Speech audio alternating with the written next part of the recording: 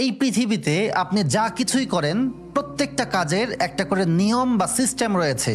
যদি আপনি রান্না করতে চান সেটারও একটা সিস্টেম রয়েছে, যদি আপনি খাবার খেতে চান তারও একটা সিস্টেম রয়েছে, যদি আপনি চাষাবাদ করতে চান সেটারও একটা নিয়ম পদ্ধতি বা সিস্টেম আছে, যদি আপনি বিজনেস করতে চান সেটারও একটা পদ্ধতি বা সিস্টেম আছে।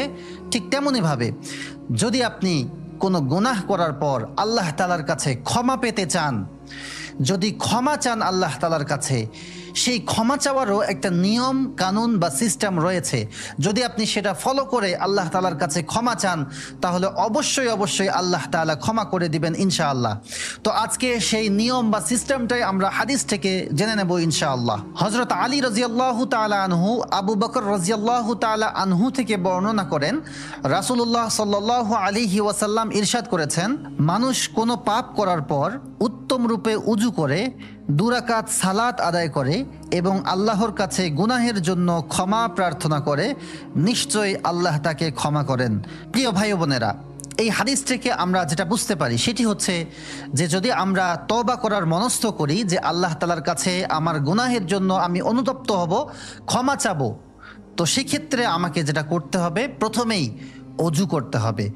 শুধু অজু যেমন তেমন করে করা নয়, এটাকে উত্তম রূপে করতে বলা হয়েছে।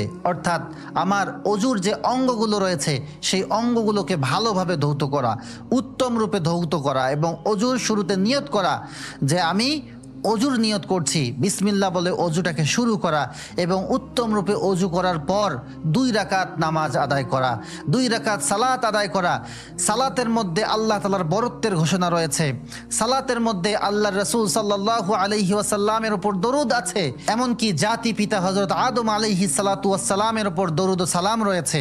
এবং সালাতের মধ্যে এমন এমন অ্যাক্টিভিটি এবং এমন এমন দোয়া এবং তাসবিহ রয়েছে যেগুলোর মাধ্যমে আল্লাহ তাআলা সন্তুষ্ট হয়ে যান, আল্লাহ তাআলা খুশি হয়ে যান।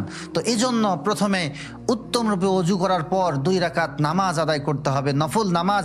এই নামাজটা আদায় করার একটা নিয়ত করতে হবে যে আমি তওবার নিয়তে এই 2 রাকাত নামাজ আদায় করছি, অর্থাৎ আমি তওবার নামাজ আদায় করার নিয়ত করলাম।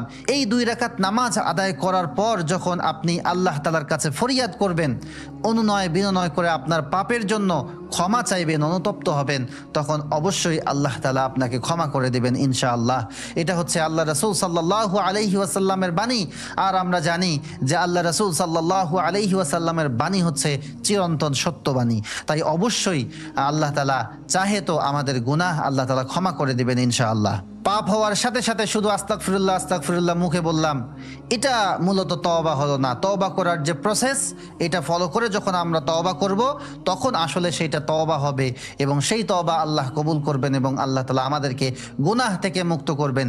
আশা করি যে বিষয়টি আমরা বুঝতে পেরেছি ইনশাআল্লাহ। আল্লাহ পাক রব্বুল আলামিন আপনাকে আমাকে আমাদের সকলকেই তওবাতুন নাসুহা করে সঠিকভাবে তওবা করে আমাদের গুনাহগুলো আল্লাহ তাআলার কাছে ক্ষমা চেয়ে নেওয়ার তৌফিক দান করুন, আল্লাহুম্মা আমিন। প্রিয় ভাই ও বোনেরা, ভিডিওটি যদি ইনফরমেটিভ মনে হয় তাহলে শেয়ার করে অন্যদেরকে জানার সুযোগ করে দিবেন।